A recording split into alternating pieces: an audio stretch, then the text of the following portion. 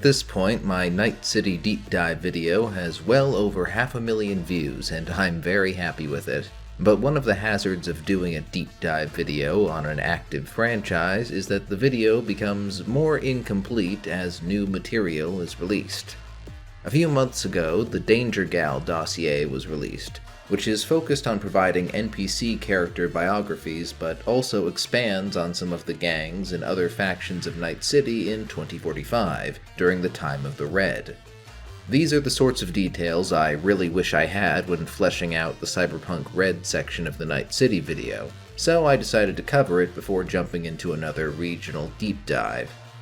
To be clear, this is not a comprehensive list of all factions in Night City at this time, just a large selection. Just to be clear on what this content is, Danger Gal is a private investigation and security company based in Night City and run by Michiko Sanderson, also known as Michiko Arasaka, though she wants nothing to do with her father's family in this time period and has a history of feeding information on Arasaka to the American government. Michiko started Danger Gal in the 2020s as her own company, and they've made a lot of headlines for their high society cases and daring exploits. More than that, you'll have to wait for me to actually make a video about Danger Gal to find out. But for now, all you have to know is that, yes, the cat ears are a mandatory part of the uniform, and this material is ostensibly the product of their own carefully maintained archives on the factions of Night City. Michiko has ordered a review of the archives after a recent break-in by a team of Edgerunners, which is the in-universe source of this report. I've organized these by type, so we'll be starting with the gangs. Let's jump right in with our old friends at 6th Street. Back in my Night City video, I said that 6th Street was composed of military veterans that came to Night City after the Fourth Corporate War to find it in chaos. Law enforcement was non-existent and exploitation was rampant, so they came together as vigilante protectors to bring safety back to the streets. Now we know that the leader and founder of 6th Street is a man known only as X, formerly Colonel Solomon Wright. According to rumor, X has blackmail material on several corporate executives that he used to get the funding he needed to get 6th Street started. It worked brilliantly at first, and in the meantime they've been well supplied with short-term corporate and government contracts as deputized law enforcement in Night City. X organizes the leadership of the group into 3 divisions called the 3 Eyes, Investigations being the detectives of the outfit, Impact being the troopers and general muscle, and Internal being management. Operational decisions require at least 2/3 agreement between the Eyes to go ahead. The leadership of 6th Street is very particular about not calling themselves a gang. In fact, X apparently insists on referring to the group exclusively as an organization to try and give them some legitimacy. X hopes to one day expand 6th Street's protection operations all across Night City, and has pursued that goal for decades now. He also has an admittedly unrealistic dream of reuniting Night City with the United States proper, though that idea isn't particularly popular with the citizens. Back in my Night City video, I mentioned that gangs in 2045 operated all over the city and didn't necessarily have set territories. Well, I said that because the Cyberpunk RED core rulebook didn't list any particular territory for these gangs, but now we have some information on that. 6th Street is based in an old 9-story National Guard armory in North Haywood. The building is older than Night City itself, dating from the 50s and heavily fortified.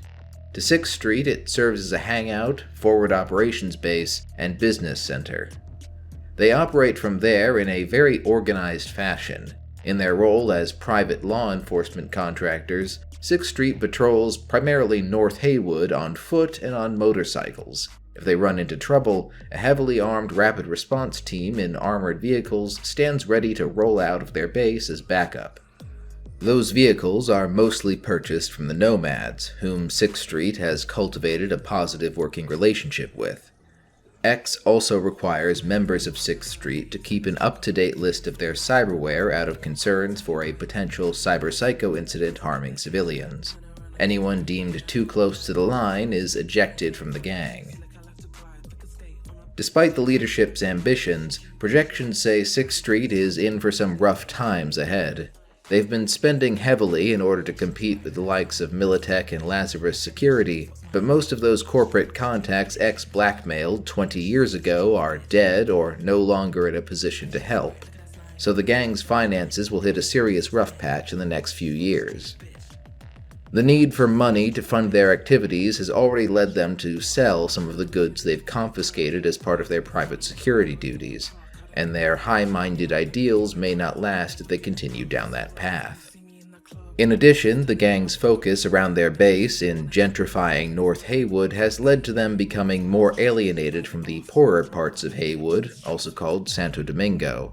This has strained their relationship with the nomads, who are encamped at the edge of the city in that area. Now, the new book describes a group of NPCs for each faction.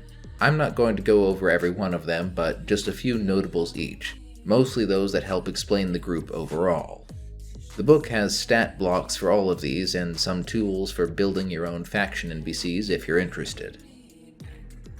For 6th Street, we have the operator known as Arbiter, son of 6th Street leader X. By the way, if you think any of the character art proportions look a little wonky, I think that's because they are designs for the Cyberpunk RED miniature line being made by Monster Fight Club, creators of the licensed Cyberpunk RED Combat Zone miniature skirmish game.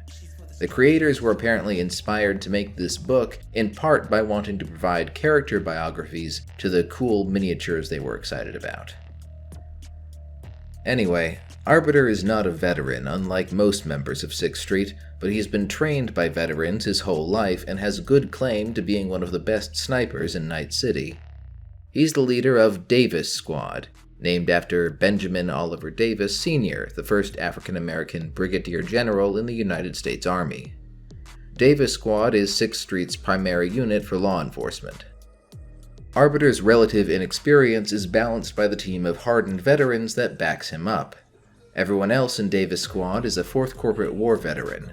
We have the likes of Coldfire, a former Arasaka agent who might actually still be working for Arasaka, though Danger Gal hasn't been able to confirm that.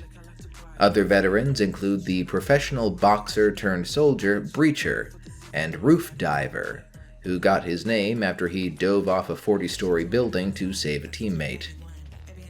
My favorite is Knock Knock. He's the oldest member of the team, and quite possibly the oldest 6th Street member in general. He's not just a veteran of the 4th Corporate War, he's a veteran of the 1st, 2nd, and 3rd Corporate Wars as well, supposedly. He's never been unmasked on camera, so his identity and actual service record are a mystery, but he has a staggering encyclopedic knowledge of the corporate wars. Knock Knock has put those decades of knowledge and skill to use as a member of 6th Street, generally coming out of most fights unscathed despite age slowing him down.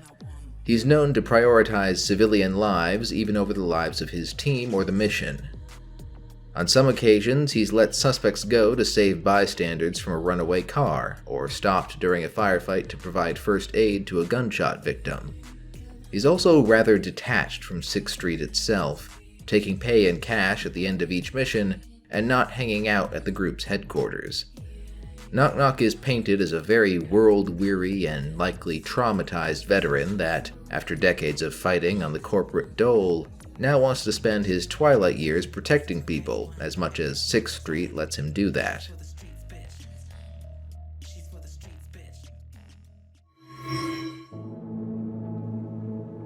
Now for something decidedly less wholesome, the Bozos.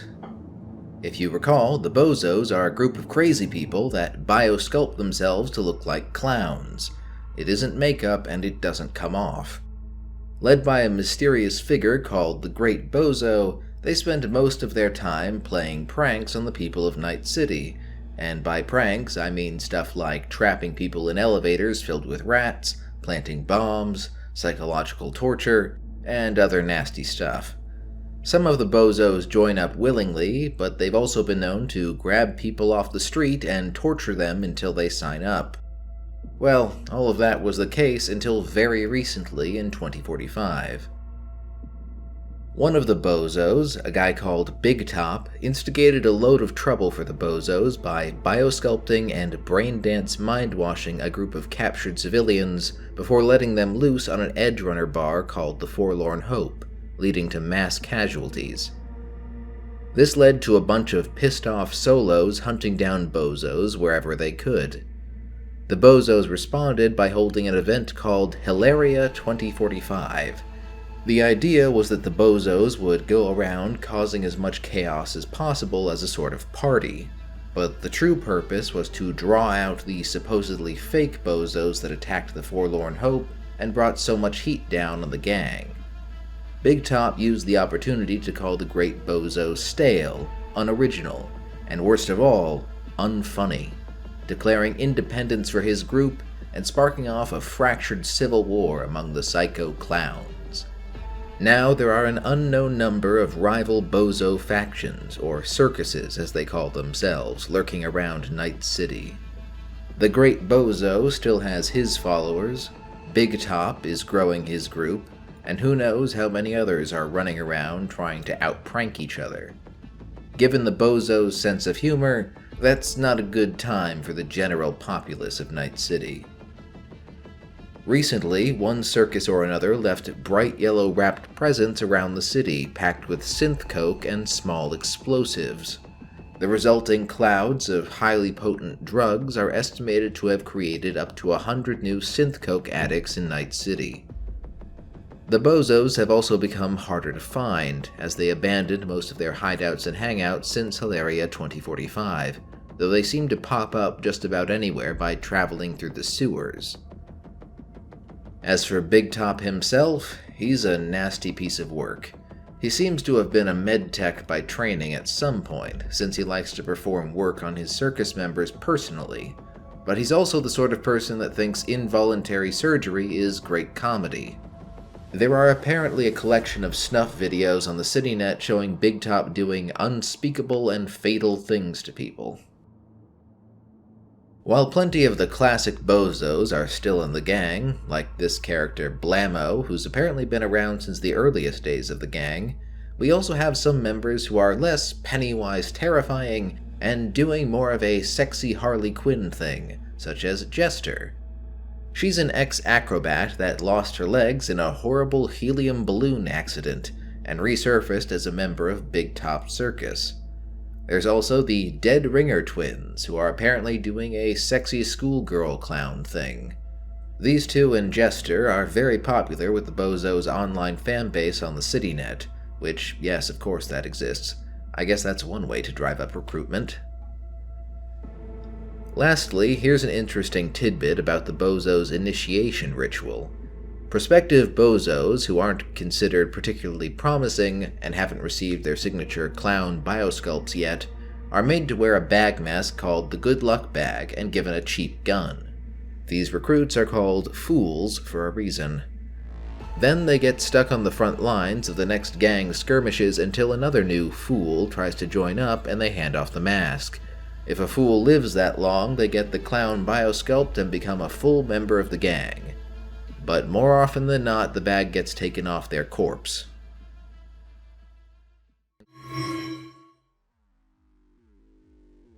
To continue with the familiar favorites, the Danger Gal Dossier gives us some insight into what happened to Maelstrom before and after the Night City Holocaust in 2023. At the time, they were based out of an abandoned department store. They were spared the direct impact of the bomb, but the fires it sparked swept through the surrounding neighborhoods, and something odd happened to Maelstrom's most chromed-up members. They went into a violent frenzy, which the survivors believe was somehow caused by the EMP from the nuke. A good number of gang members died in the nuke frenzy, as they call it, including Maelstrom's founder and leader, Hammer. That day was close to the end for Maelstrom, but not quite. A Maelstrom ganger called Crusher rallied the survivors and led them to fight through the wreckage of the burning city to the Totentans, a booster gang hangout that was practically a second home to them already. Now they made it official. The Totentans was located in an otherwise abandoned hotel tower on the edge of the hot zone. That's the area around the old center that was mostly obliterated by the bomb, meaning just about every structure closer than the Totentans was reduced to a pile of rubble. Crusher personally dueled the leader of the Warrior Heart, another combat booster gang, to wrest control of the floors Maelstrom claimed as their new headquarters. They stabilized the structure with rubble and salvage construction equipment, digging in to fend off looters and even soldiers in the years after the bomb. They apparently brought Hammer's corpse with them, and the gang founder's mummified remains are displayed on the wall of the Totentans to this day, along with the cyberware of their other fallen gang members. Crusher did not last long as Maelstrom's leader, however. The traumatic events of that day left their scars on him, and he finally cracked in 2027 when he succumbed to an episode of cyberpsychosis and disappeared into the hot zone after slaughtering a corporate convoy. Since then, he's become Maelstrom's boogeyman, or a tempestuous god to its newest members, occasionally reappearing in the zone to join in on Maelstrom's battles, or beat down on the newer members, all while ranting cryptically. How he's kept going and avoided MaxTac for almost 20 years is anyone's guess. After Crusher left, the gang was led by a woman named Hextra until her violent death at the hands of MaxTac. A man named Warlock took up the reins once she was gone. Warlock is not what you might expect from a typical Maelstrom gang members. He's a methodical, long-term thinker with a talent for organization and subterfuge. He purposefully has the gang appear chaotic on the surface while having its businesses run like a well-oiled machine. As for those businesses, Maelstrom primarily engages in 3 activities. First, their longtime enemies, the Inquisitors, are still around, and Maelstrom is still committed to their destruction.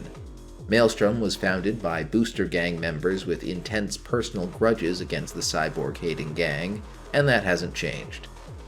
The spearhead of Maelstrom's fight with the Inquisitors, and anyone else that messes with them, is one of Warlock's loyal lieutenants, Quake. His brutal methods and cyberware style choices, deliberately chosen to draw out anti-cyberware extremists, are increasingly mimicked by the lower-ranked gang members. Much less well-known, but possibly more important, Warlock's other lieutenant, Flenser, demonstrates the duality of Warlock's leadership I mentioned earlier.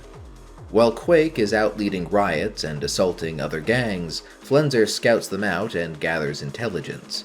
Danger Gal believes she's even managed to breach some corporate and government systems. Warlock uses her intelligence sparingly, but they've gotten some big wins out of it lately. She's also apparently the reason why Maelstrom has surprisingly good operational security. Their agents run the latest security software, their headquarters has strong locks and a good surveillance system, and none of the dumb brutes or addicts are allowed to have keys to anything important. As for their second activity, they operate one of the biggest drug trafficking operations in the city. The network they built for drugs pulls double duty for their third activity, black market cyberware and salvage. This is where Maelstrom's new location on the edge of the hot zone comes in. Night City of 2045 has a large population of so-called scavers, homeless scavengers that survive by digging through the many ruined buildings of the city for things to sell. There is a cluster of scaver camps near the Totentans, drawn in by the gang's promises. They're told that the gang will allow them to join and thus get off the street if they prove themselves. So Maelstrom organizes the scavers into groups and sends them into the sometimes radioactive, almost always dangerous, rubble of the hot zone to find valuable technology and other materials the gang can sell.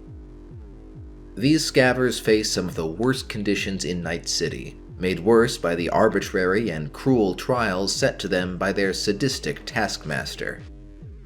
The man Warlock put in charge of managing the scavers is a piece of work named Ripper.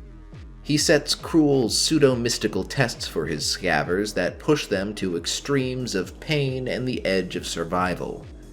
One such product of his methods is a Maelstrom member named Ghoul. First, Ripper had the scaver survive on only what he could find to eat in the hot zone. Then he gave Ghoul a knife which he had heated with a blowtorch.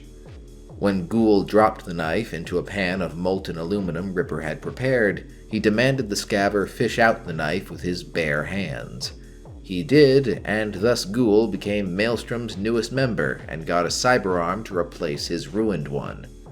Ultimately, he is one of the only 1 in 20 Maelstrom Scavers that survive long enough to get that chance. Not all of Maelstrom's new members are coming from the Scavers. They still poach from other chrome-heavy gangs, as they have since they started, especially among those with a vendetta against the Inquisitors. One rather unusual case is a new member named Ragel. He actually used to be an Inquisitor. He joined Maelstrom to spy on the gang, but stopped sending reports around the time he got his cyber arms. Apparently, that was enough for the guy to get a case of cyberpsychosis, and he now babbles things like, "Sometimes you have to cut until you see the truth." He treats the rituals Rippers and his like push as part of his new faith. Between him and former Scavers like Ghoul, a lot of the low-level Maelstrom members associate a vague, twisted mysticism with the gang. The last thing I want to talk about with Maelstrom is quite possibly the most depraved thing they have going on in that headquarters of theirs. Maelstrom still allows outsiders and members of other gangs to go to the Totentan's club, but those that do come at their own risk. If they decide they don't like you, or are just in a particularly bloodthirsty mood, they'll grab you and take you down to a sub-basement of the building. They'll throw you down and chant, "Feed them to the pit." That's what they call him, the Pit. Varying degrees of cyberpsychosis are common in Maelstrom, but nobody is as far gone as the Pit. He had a name once, probably, but nobody remembers it, including himself. With what's left of his brain, he thinks he's a monster and acts like it, stalking whatever Maelstrom throws down to him before going in for the kill. They bolted that metal mask onto his face because he kept trying to eat his kills and it was making him sick. It would be a mercy to take him out, to be honest, but Maelstrom finds it entertaining to keep a pet monster in the basement. So there he stays. They fleshed out Maelstrom of this era quite a lot in this book, and I have to say that twisted yet highly organized Maelstrom is actually pretty terrifying. One last bit. Apparently Warlock doesn't see the gang's dependence on scavenging from the hot zone as sustainable in the long run. The powers that be will want to rebuild the center city at some point, after all.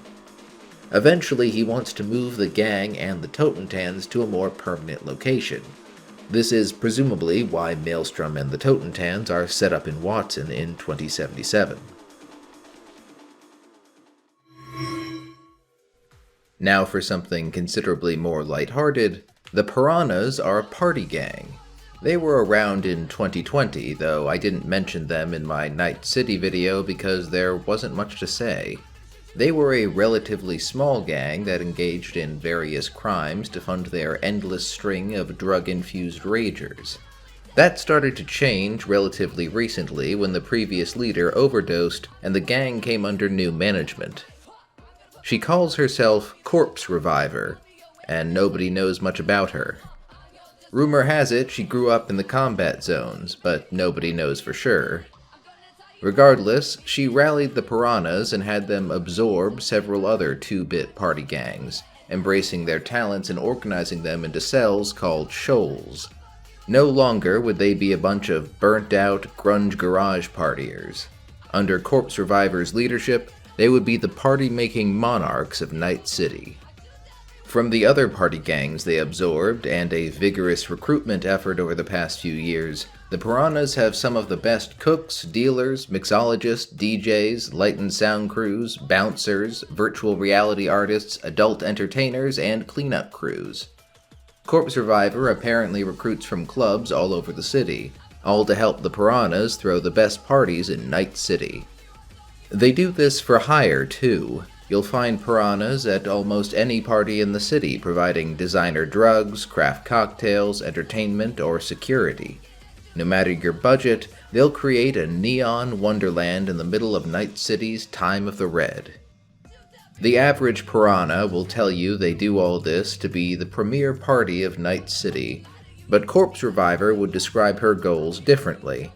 She wants to create what she describes as her big fucked up family that keeps people like her safe. She goes out of her way to get kids out of some of the worst corners of Night City and give them jobs, along with a degree of safety. On the latter point, the head of security for the Piranhas is Corpse Reviver's right-hand man, a guy called Bazooka Joe. He's the oldest living Piranha and acts as a protective older brother type to the rest of the gang, with the brawn and lust for violence to make even hardened booster gangs think twice. Supposedly, he's known Corpse Reviver since before she even joined the Piranhas, and he's been her loyal lieutenant ever since. To fund their activities, the gang actively seeks out the young elites of Night City, drawing them into the party lifestyle and keeping them hooked so as much of their bank accounts as possible ends up going to the Piranhas. Their home base headquarters is called the Piranha Palace, which relocates around the city regularly. It might be set up in an abandoned warehouse one week and a penthouse apartment the next. The leader of each shoal has a password to get in, and only Piranhas are allowed.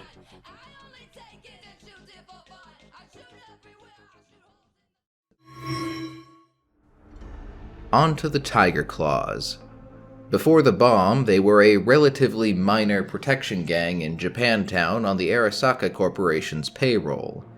They were actually called the Tiger's Claw back then, which was a bit of an oversight from my Night City video. When Arasaka was forced out of North America and the center of the city went up in nuclear smoke, the denizens of Japantown were largely forced to fend for themselves. So members of the Japanese community stepped up, namely one Shinobu Nakagawa.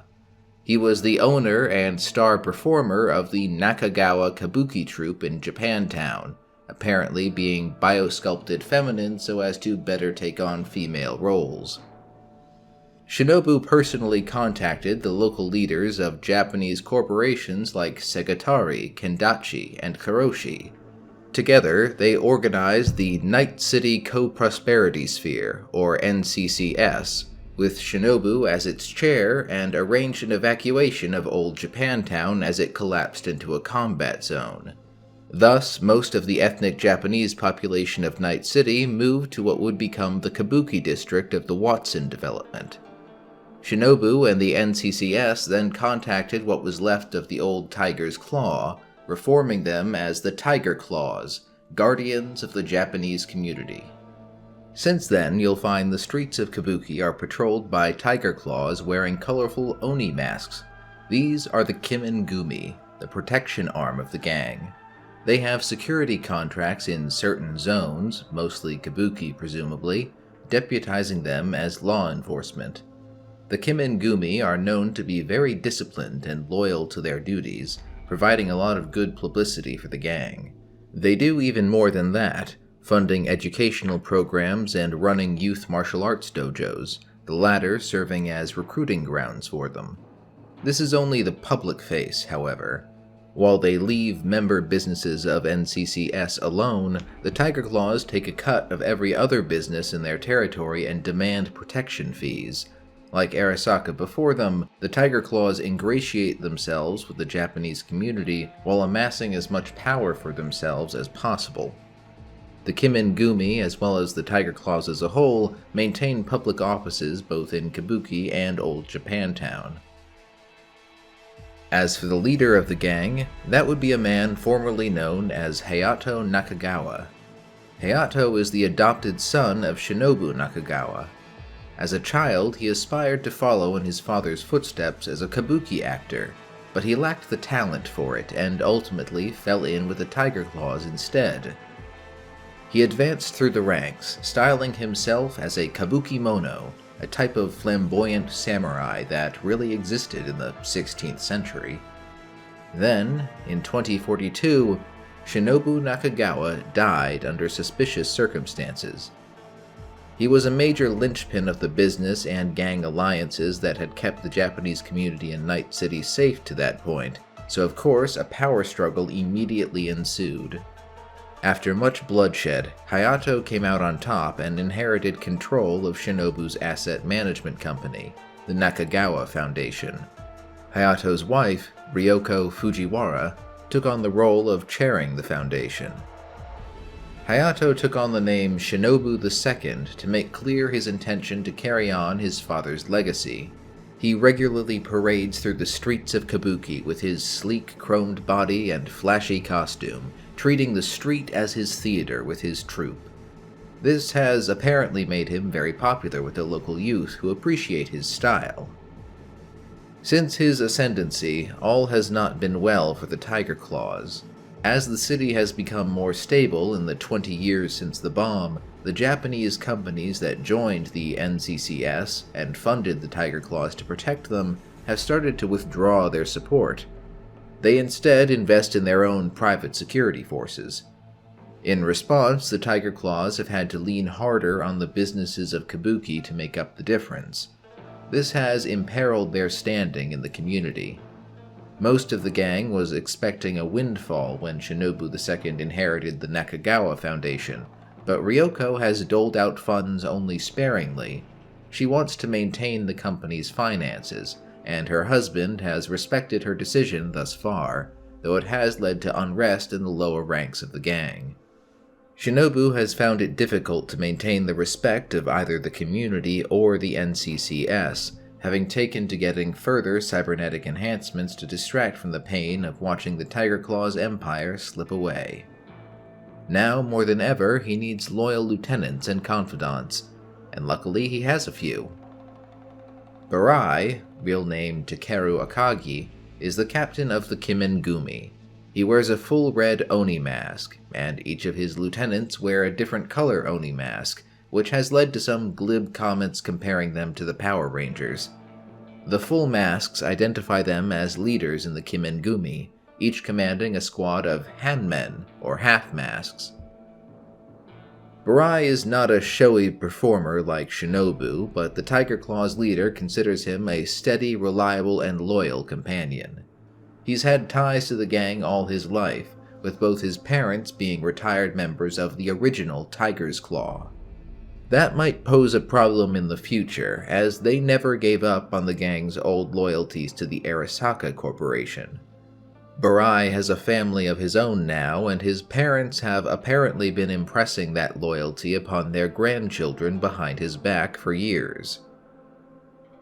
Shinobu also has a loyal bodyguard in the form of an enigmatic figure known as Zen. While Shinobu makes his processions through the street, Zen is never far away, providing covert sniper support from some nearby rooftop. His protection also extends to the gang's other senior members. Zen apparently owed a great debt to the original Shinobu Nakagawa, which he now seeks to repay by protecting and serving Shinobu's adopted son. He always wears a completely face-obscuring helmet. Not even Shinobu has ever seen his face, yet he accepts Zen's desire for privacy along with his loyalty. The analysts at Danger Gal, however, have discovered his identity. He was one of the personal assassins of Key Arasaka, once CEO of the Arasaka Corporation and Saburo Arasaka's eldest son.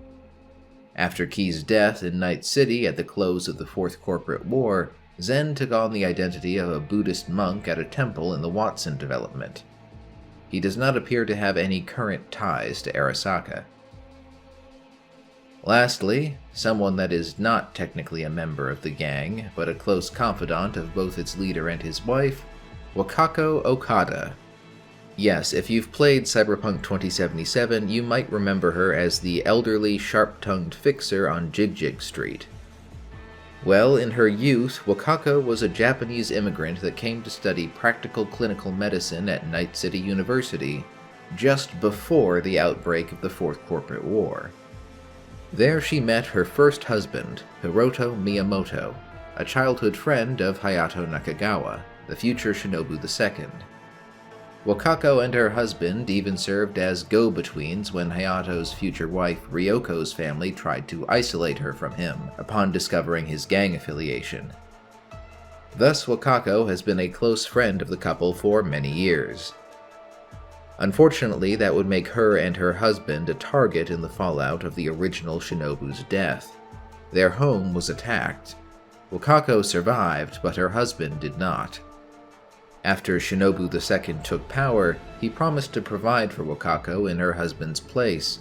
This made her an affiliate of the gang, whether she liked it or not.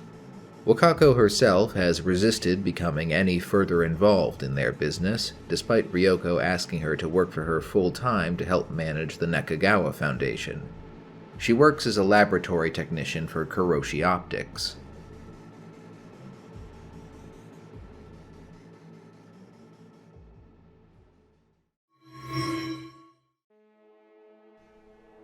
Okay, now we're on to an entirely new group, though it might be a bit misleading to call them a gang. The South Night City Zoners, also just called Zoners, are a movement barely but increasingly organized.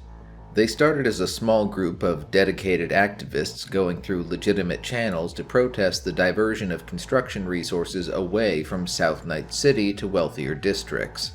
The district manager's office turned them down, but the Zoners protested anyway, and their numbers grew up to around 200 over time.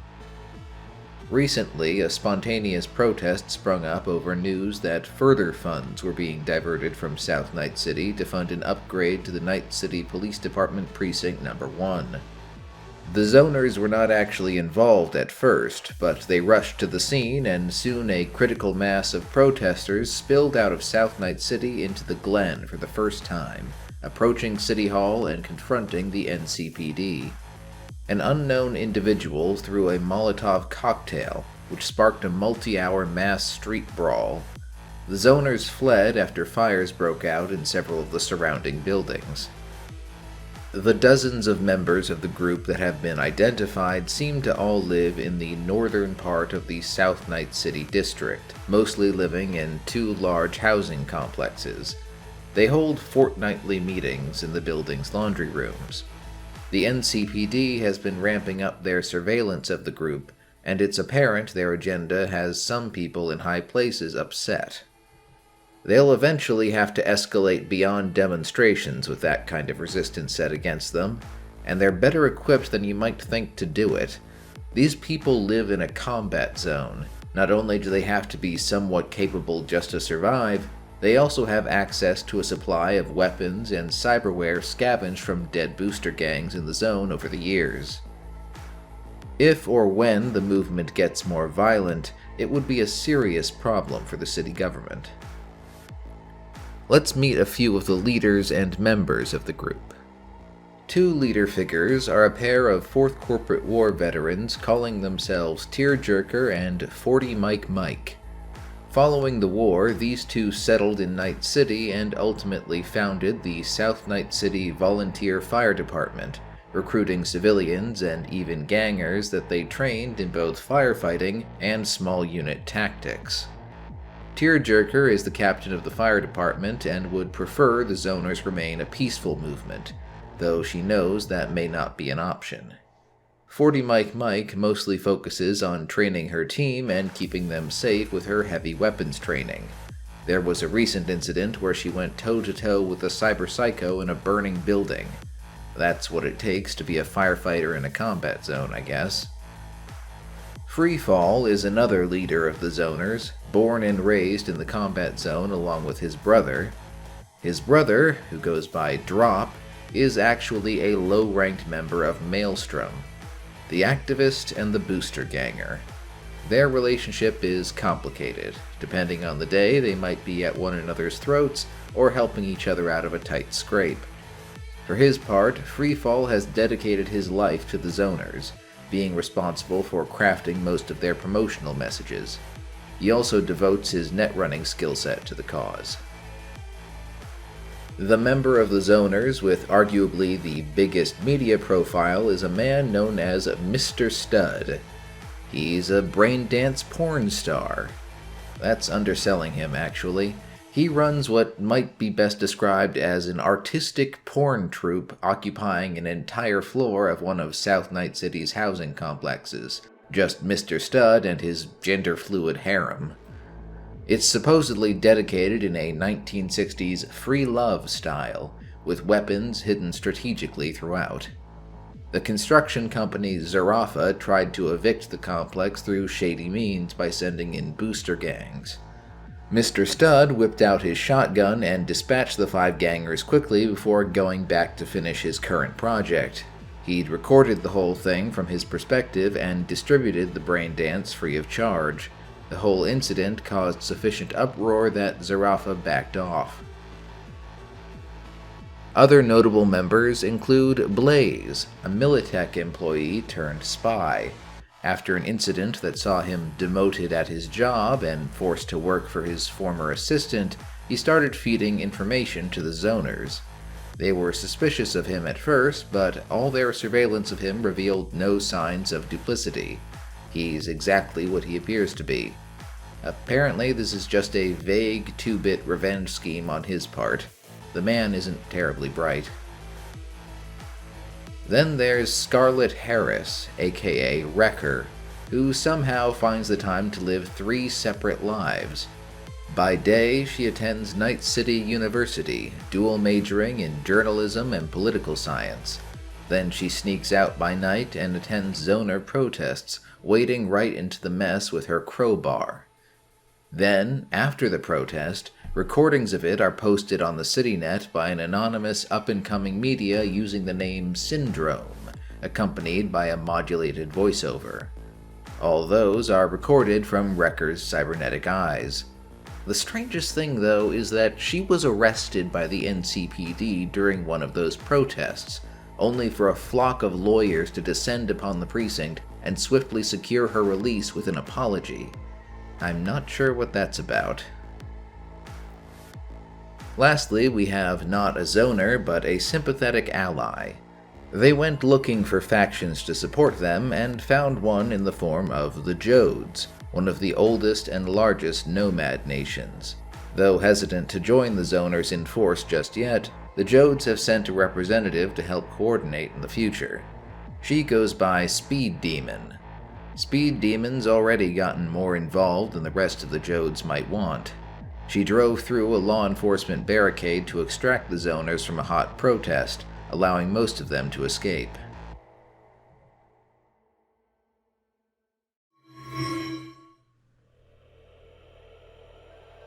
Now we have to discuss one of the uglier realities of the dark cyberpunk future: broken families and the kids left to raise themselves on the streets. It's unfortunate enough in the real world, but in Night City it's incredibly common. Some of those kids band together for survival in youth gangs, also called yo gangs.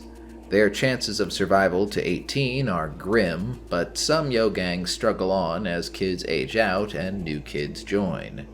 One such yo gang is Generation Red.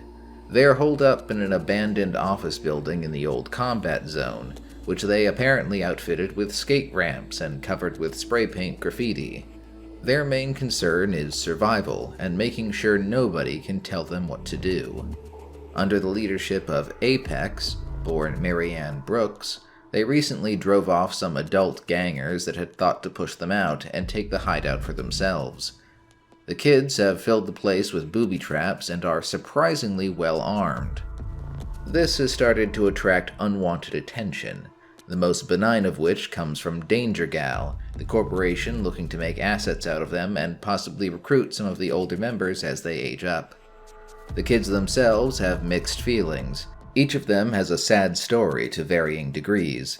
Apex herself suffered abuse at the hands of one of her uncaring parents' corporate bosses, and is determined never to trust adults or authority figures ever again after running away from home. One of the older members, Blades, real name unknown, seems more open to the idea. All that's known about her background is that she's been on the street from a young age, and now she sees a chance for something better. She lost an eye and both legs fighting off a group of scavengers that wanted to kill off the competition, only to be directly contacted by Danger Gal. They funded her cybernetic replacements as a goodwill gesture. There's now a growing schism in Generation Red between Apex, who wants to resist all affiliation with adults or corporations, and Blades, who wants them to align with Danger Gal. Other members of the gang include Tetra, real name Andrea Olivetti, who actually still lives at home with her wealthy corporate parents. They're just so neglectful and oblivious to their daughter that they don't realize she's slipping out of the house to spend time in a combat zone. They also have a completely unsecured weapons locker in their home, which is where she got that rocket launcher. That comes in handy anytime booster gangs become a problem. For her part, Tetra is just so happy to have friends, she spends a good chunk of her allowance on things for the gang. She has a bad case of hero worship for Blades, which confuses the older girl. You'll find other members of the gang come from a variety of backgrounds.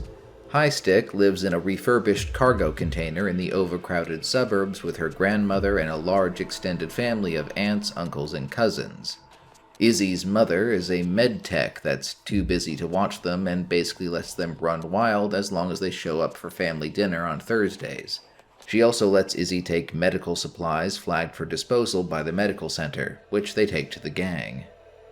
Lookout has corporate parents who don't mistreat her per se, but also don't seem bothered by her spending all her time out on her own. She's the artist responsible for most of the decoration of their base and their logo. Wheelie is another corporate kid, but his parents died under suspicious circumstances while developing a food alternative that might have undercut Continental brands. He's been lying low ever since in case the corps get any idea that he might know something. Shredder's parents were actually Edgerunners. They cared for her right up until both were flatlined during a job. She scrounged for survival on the streets for a year or two before falling in with Generation Red.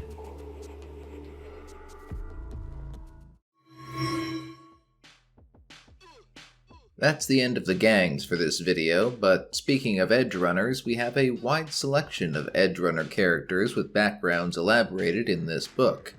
I don't want to go through all of them, but a selection might help illustrate the sort of diverse backgrounds Edgerunners have. If you don't know, Edgerunners are not a group or organization.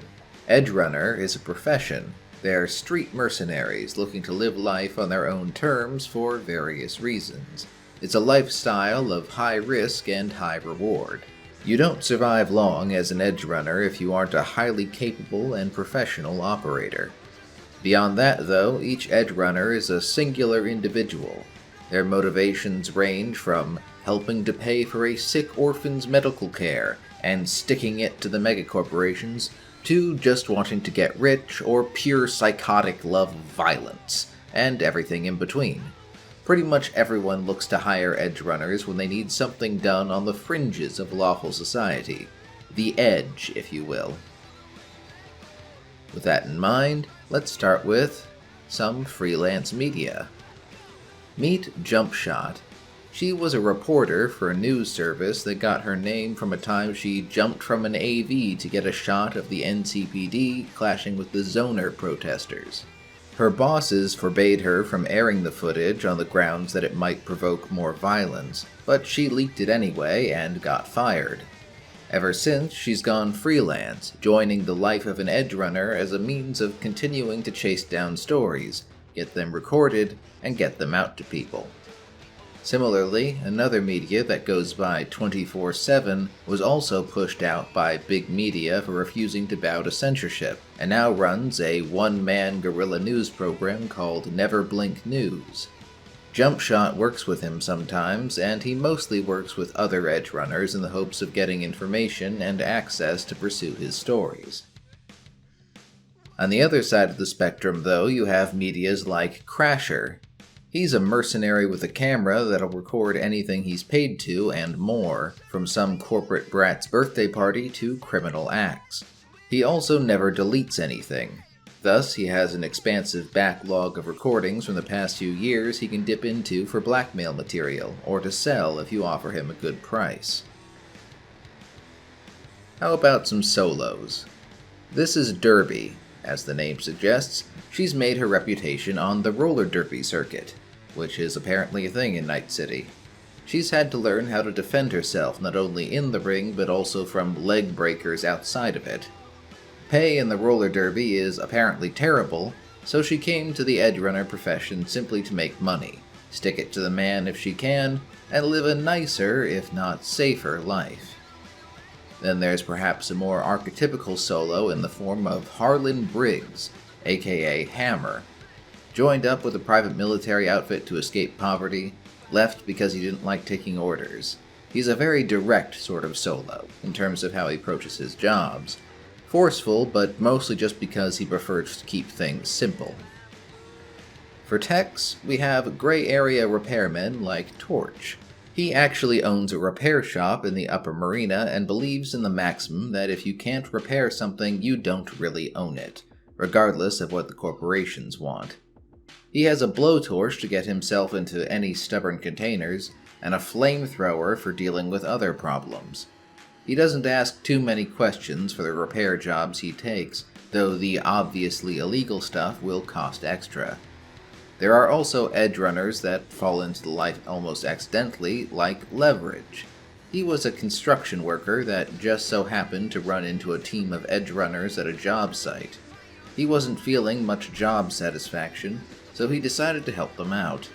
He enjoyed the experience so much he quit his job and started using his technical skills as an Edgerunner. For the more digital side of tech, we have ex-corporate netrunners like Red Eye. She was raised into that life from the moment her corporate parents noticed she had an affinity for code. A life spent as a corporate runner chained to a terminal didn't suit her, so she got out of there at the first opportunity. Red Eye has made her reputation as a daring netrunner more than willing to go as close to the action as she has to jack into a secure server. As a bit of a meta nod, she is apparently very into RPGs and will run a tabletop for fellow Edgerunners if asked. On the more eccentric side of things, we have the Crab Lord. He's been around for decades and is long past being able to do much literal running. Part netrunner, part tech, his many crab mechs serve as his eyes and ears as well as his arms and legs. Through them, he's gathered a substantial trove of interesting data and recordings, though none valuable enough for him to retire, apparently. The linchpin of the Edgerunner ecosystem are the Fixers. They connect clients to Edgerunners and Edgerunners to equipment and cyberware. Grease is exactly this type of Edgerunner. He makes it his mission to grease the wheels to make sure business goes smoothly. His teams get all the information and equipment they need to get the job done. He takes no chances, and if he sees a job isn't going to work, he'll pull the plug. There are also fixers like Flasher, who will hawk his mediocre wares with all the opportunistic hustle of a used car salesman. He didn't pick that name, others did on account of that coat of his and general skeezy vibes. For all his shiftiness, he is apparently very good at gathering information. A few wild cards. 40, as she calls herself, is a rocker boy, or girl, I guess. She learned music from her father, who was a top 40 hit artist among the tween and teen set. Unfortunately, he signed some contracts he shouldn't have, and ended up as essentially a corporate indentured servant. He hid some of his work and passed them on to 40, along with a lesson to not repeat his mistakes. Thus 40 found herself among the Edgerunners, building her reputation on the underground music scene and looking for excuses to make good on her grudge against the corporations. She probably would not get along with Saber. His real name is Denny Hulk, and he is a bit of an unusual fit for an Edgerunner. He was a high-flying corporate type, ascending the ranks with the right mix of competence, loyalty, and treachery when the moment called for it. However, his argumentative nature always clashed with the restrictions of the corporate hierarchy, so he decided to go freelance. His way of being an Edgerunner is basically as a corporate consultant. He gets called in as a problem solver, growing his client base with good results and his reputation among corporate elites. Okay, we have a special group of Edgerunners to wrap up this section. Team Monster themselves. This is a set of characters played by Team Monster members and actor Matthew Lillard during an actual play run by franchise creator Mike Pondsmith. A picture of them was actually added to the afterlife in Cyberpunk 2077 in a patch. For the purposes of the book and this video, they are essentially used as an example of what a high-end Edgerunner crew might look like. They're a motley group, supposedly hand-selected by a mysterious fixer called a Turbo about a year ago for their individual strengths. Since then, they've developed a strong loyalty among one another and a formidable reputation. Infamously, they heisted a supermax container ship called the Anne Boleyn, filled with a huge payday in military-grade Arasaka gear, destroying a fleet of security drones and an insane AI in the process if the rumors are true.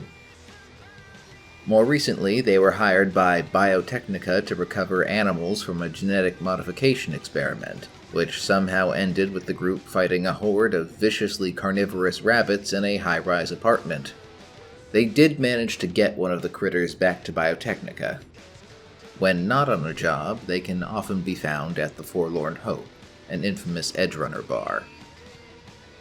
Among their number, you'll find Serial, a wacky netrunner with a penchant for pranks and zipping around on rollerblade feet.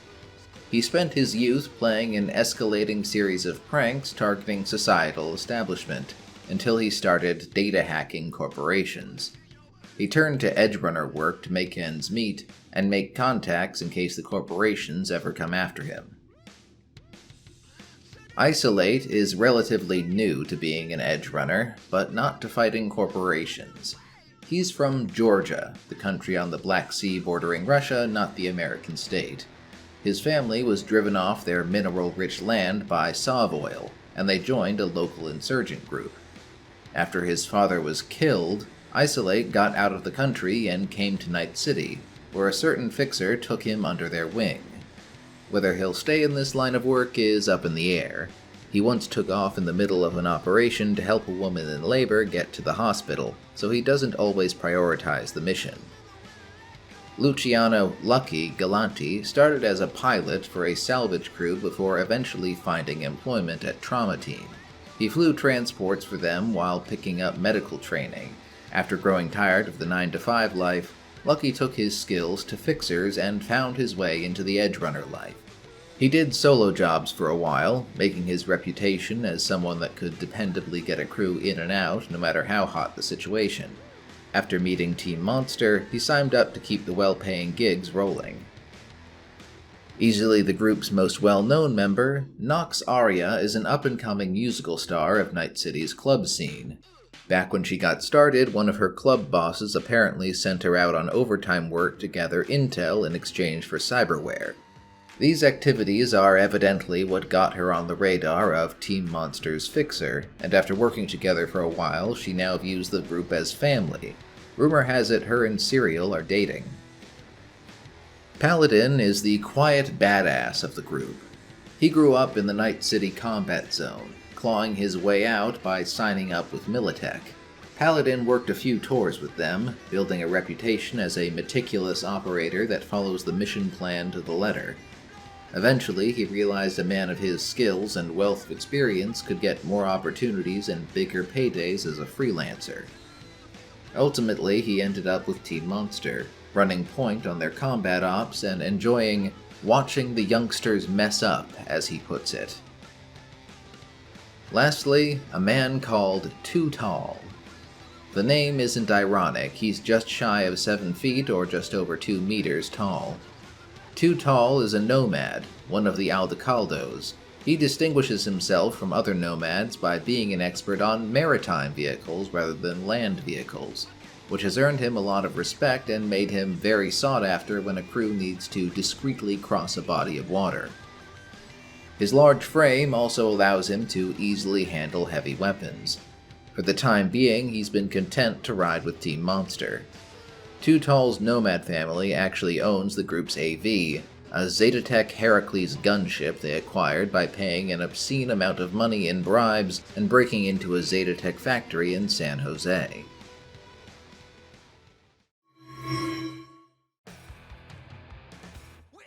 Now we have a few more groups from the Danger Gal Dossier to discuss, but I'm going to try to go through them quickly. This has gotten long enough.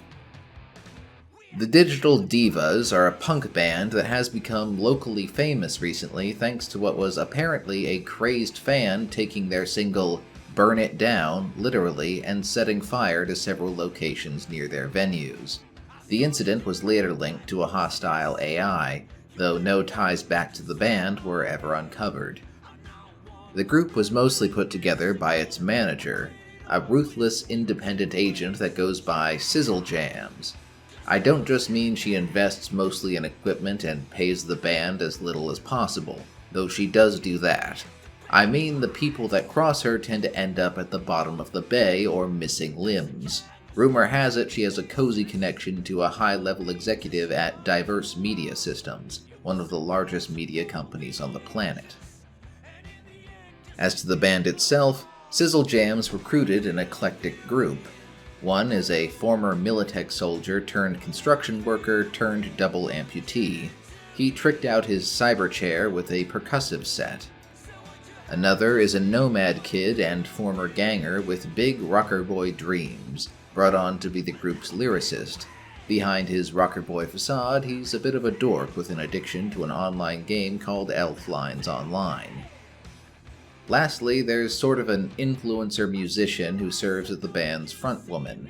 She built her fanbase on the CityNet, not just playing songs, but giving speeches, casting herself as a rebel artist fighting to give power to the people.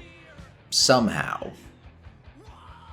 Their effects technician used to be an AI-assisted artist until their AI began to understand how markets worked and violently extorted them for royalties.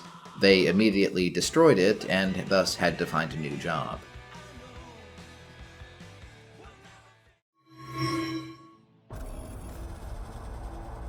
Let's move on to some nomads, a pack from the Aldecaldos called the Sightseers. They do various jobs to strengthen the nomad nation and supply local communities, led by an idealistic former edgerunner turned nomad called Race Rajavi. Now, during the time of the Red, nomads had a greater status in Night City than they did in 2020 due to the rebuilding. Nomads provide much of the labor for reconstruction and assure most of the transportation between cities at this time. As such, the Aldecaldos in particular wield a surprising amount of influence. In fact, they have an unspoken agreement with the NCPD that the latter will keep their distance and the Aldecaldos will police themselves, as long as the supply lines keep running. The Sightseers are at the center of a controversy that threatens to upset that understanding. The youngest member of the pack, who goes by Swirl, stole some items on a recent job that were intended for Sergeant Mallory of NCPD Precinct 1.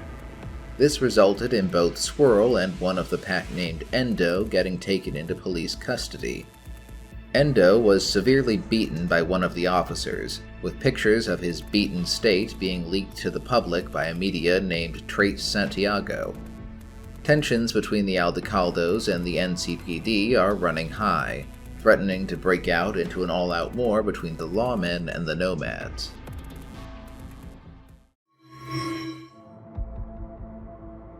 As for the police themselves, well, the NCPD is overworked, understaffed, and corruption is endemic. The police department has struggled to rebuild itself after being mostly destroyed during the Fourth Corporate War, when Arasaka basically took over the city. Now they are able to contain the gangs and assure some level of safety for a few parts of the city, but corporate bribes have seeped into the ranks and the city government, with some city managers simply deputizing corporate security instead of relying on the police. So the department has jurisdiction throughout Night City, but only actually police some areas, the rest being covered by protection gangs, corporate security, or other ad hoc arrangements. Precinct Number 1 covers central Night City, mostly the rebuilding areas around the Glen and in the north. It's based out of a huge bunker sitting on the edge of the combat zones. Precinct Number 1 is where you'll find Sergeant Mallory. He's a 30-year veteran of the force.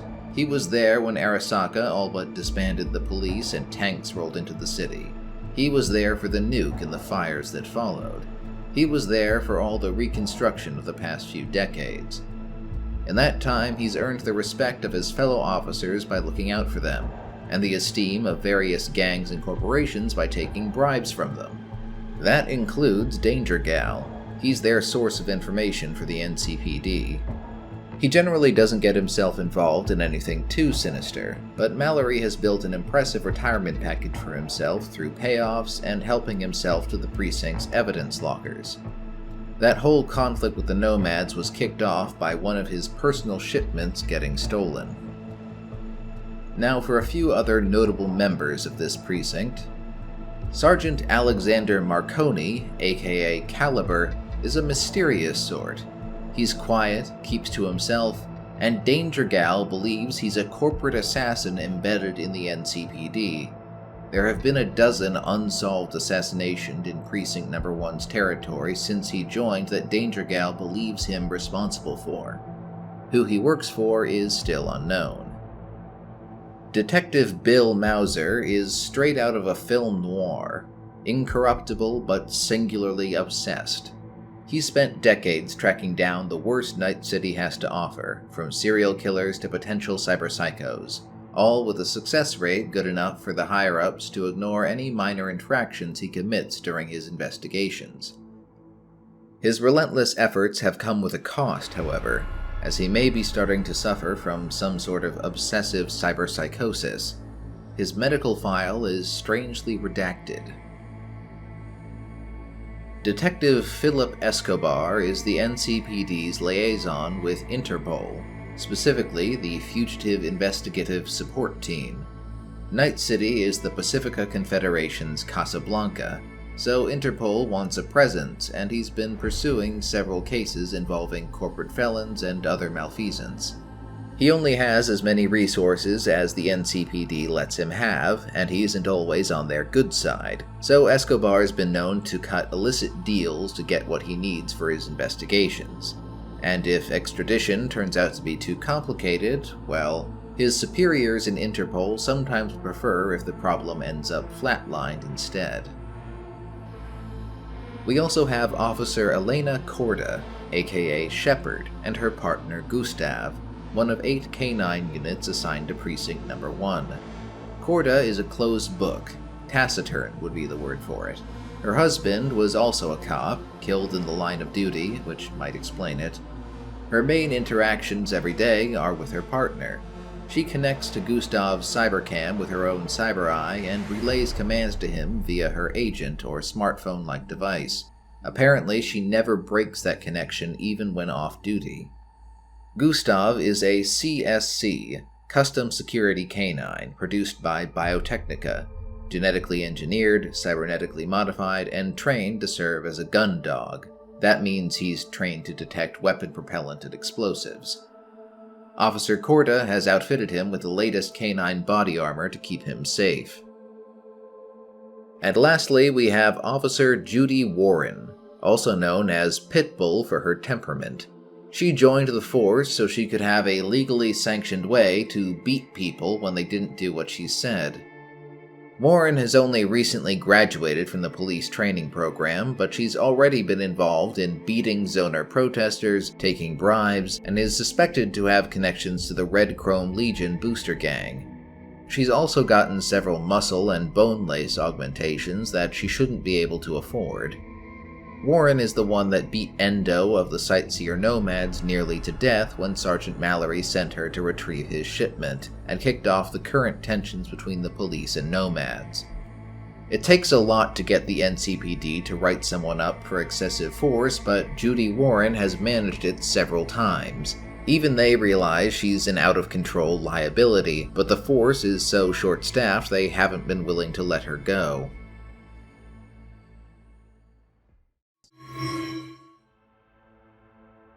Now we're getting into corporate persons of interest.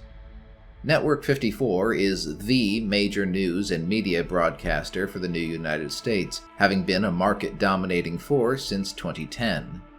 They didn't get that way by being a beacon of honest journalism. It's well known that they censor stories that would be detrimental to their allies and sometimes use the information they uncover as blackmail.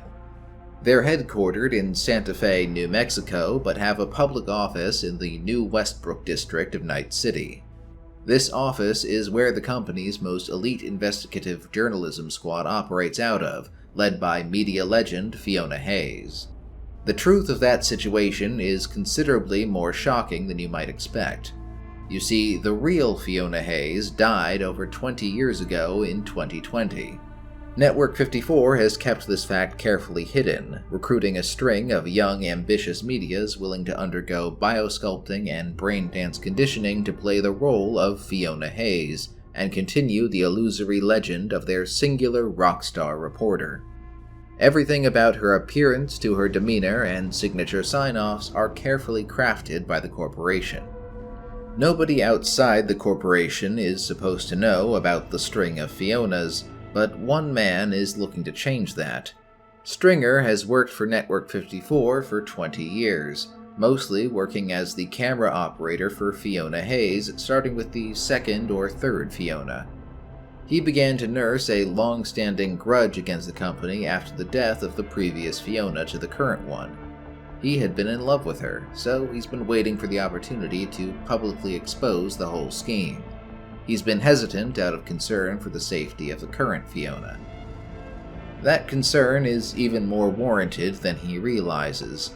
Fiona's bodyguard, Angle, is ex-intelligence, though his exact background is uncertain, with speculation ranging from European solo to former Secret Service. He's officially charged with keeping her safe. Unofficially, he's her corporate handler, charged with keeping her secret by any means necessary. This includes killing her and Stringer if the situation calls for it, though they are blissfully unaware of this. After all, the corporation can always make another Fiona.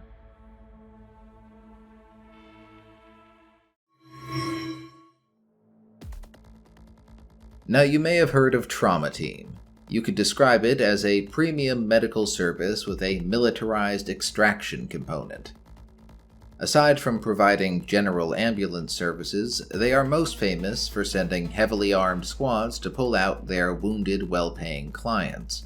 Everyone who can afford to get a subscription does so.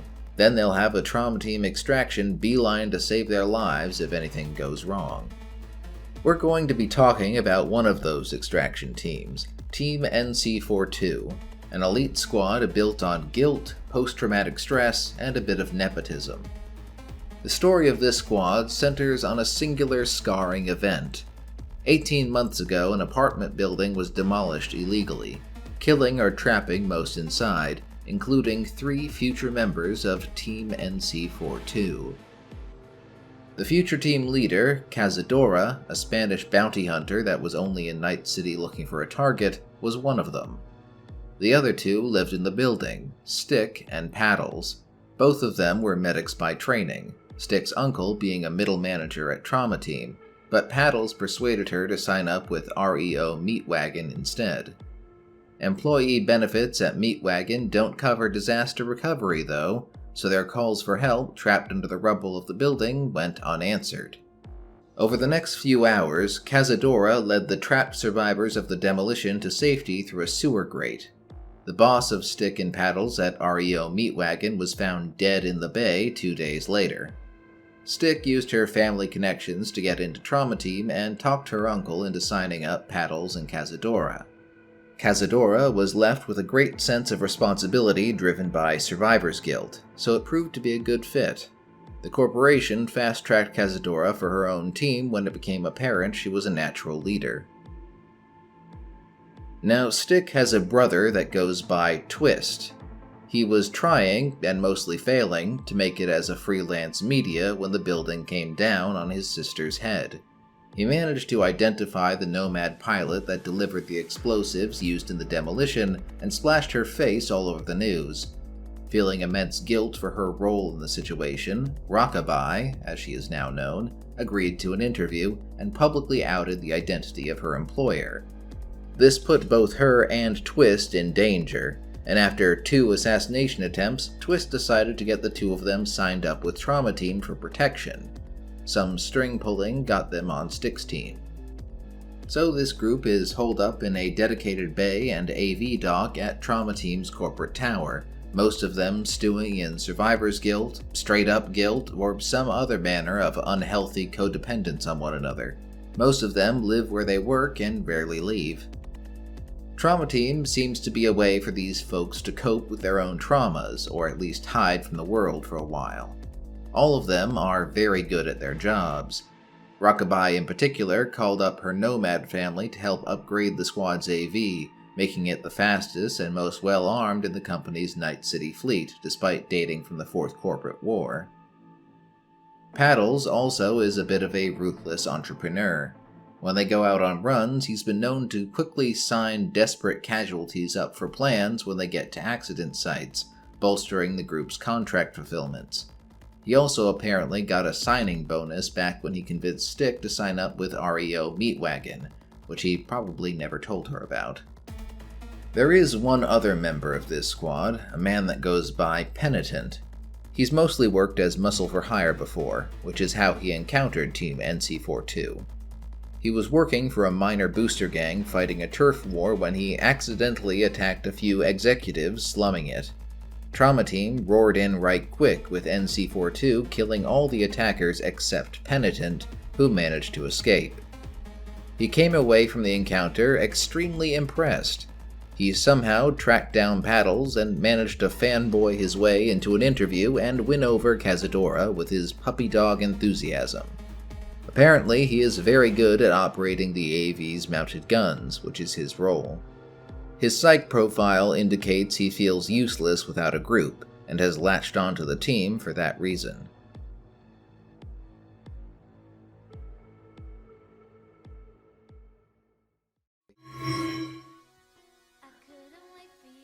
Finally, we end where we began, with Danger Gal. Specifically, we'll be talking about Danger Gal's elite poster squad. These women are basically walking advertisements for the company, each photogenic and hand-picked by Michiko Sanderson herself. They are far from being just pretty faces, however, as they are Michiko's preferred squad for taking jobs against her family's company, Arasaka. Often that means hunting down and eliminating Arasaka's agents attempting to covertly grow the corporation's influence in Night City. Each member of Puma Squad is highly capable. For the sake of PR though, Michiko has them take on feel-good jobs that are really below their abilities at least once a year. The ease with which they complete these jobs is easily spun into public relation wins, portraying Danger Gal as being on the side of the common man and commercialized to boost the profile of the company. There's even a fictionalized Puma Squad animated series that uses these jobs as fodder for plot lines. The merchandising helps offset Puma Squad's operating costs. Most recently, they investigated the Arboretum water lily heist, the theft of near-extinct water lilies from Night City University on behalf of an upscale fixer. The case involved the undercover infiltration of rogue propagator circles and provided the Puma Squad animated series with a whole season's worth of content. Let's quickly run through the members. Pantera is the group's netrunner, real name Shoko Asagiri. They moved from Vancouver to Night City after transitioning to work as a research librarian. Danger Gal uncovered their handiwork after some exceptionally discreet thefts of unreleased show episodes, not to sell, but merely to enjoy on their own time. It being clear that Pantera was just extremely bored at their day job, Danger Gal recruited them and they quickly became a critical member of Puma Squad. Tigress' background is patchy, but it's clear she grew up in the combat zones of Night City, running a yo gang.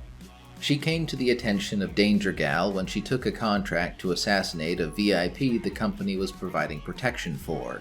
Impressed by her abilities, the company bought out her contract.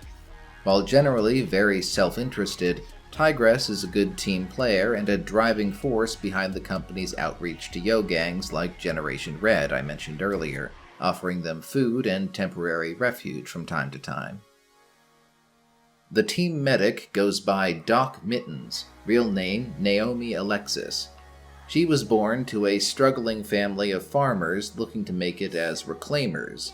Their efforts did not go well, and eventually they sold Naomi's younger sister Mina to a Night City couple that were supposedly looking to adopt. Naomi was devastated by this and ended up joining the next nomad pack that passed through. Eventually, the pack came to Night City, and Naomi joined Danger Gal in the hopes of using its resources to find her sister.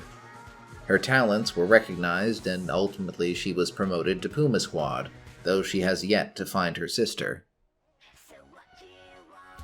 Then we have Mouse, Danger Gal's favorite poster girl. Born Moira Khan, her parents' middle management careers assured her a level of safety and security in her upbringing that most of Night City would envy. She also had a nascent gymnastics career. Then she lost both her legs and her parents in a car accident. She stayed in the corporate orphan training program until she aged out, then disappeared. Moira reappeared several years later as a cat burglar with customized cyberware, leading Danger Gal operatives on a chase through several heists. Michiko Sanderson noted her talents and made the recruitment pitch herself, offering exotic body sculpting, a new identity, and a place in the company. Ever since, Mouse's loyalty to Michiko and the company has been unshakable. And by exotic body sculpting, I mean Mouse is the only member of Puma Squad whose cat ears are real. To round things off, Lynx, real name Bella Sawyer, is a firearms and general violence enthusiast. She had a rough life, coming from abusive parents and then raised by a fanatical inquisitor, her grandmother, who chased her older sister out of the house. After the grandmother was arrested for a bombing, Bella was adopted by an NCPD investigator. This was a good turn, and she attempted to follow in the footsteps of her adopted father. When Danger Gal took notice of her, she was applying for the position of City Executioner. Well, she was rejected, and the company stepped in to provide the exciting life and quick career advancement she was looking for.